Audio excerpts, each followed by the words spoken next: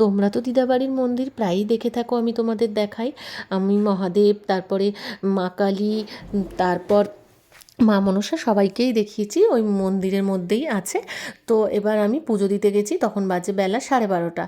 আর সব কিছু নিয়ে গেছিলাম। আর বাবার ছাদের উপরে অনেক গাছ লাগিয়েছে, জবা ফুল, লাল, গোলাপি আর সাদা।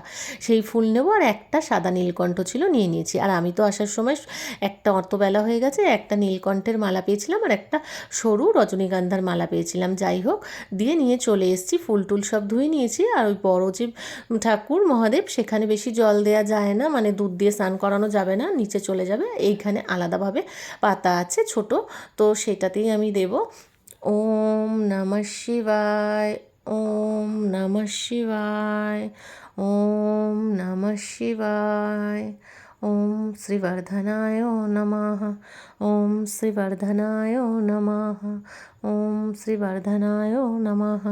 তারপরে আমি এখানে পুজো সেরে প্রথমে মহাদেবের পুজো করলাম, তারপরে মা মনসাকে দুধ কলা দিয়ে সমস্ত ঠাকুরকে আমি সন্দেশ দিয়ে দিয়েছি আর জল দিয়ে দিয়েছি, দিয়ে পুজো সেরে প্রসাদ নিয়ে বাড়ি চলে যাব। কেমন লাগলো অবশ্যই জানিও।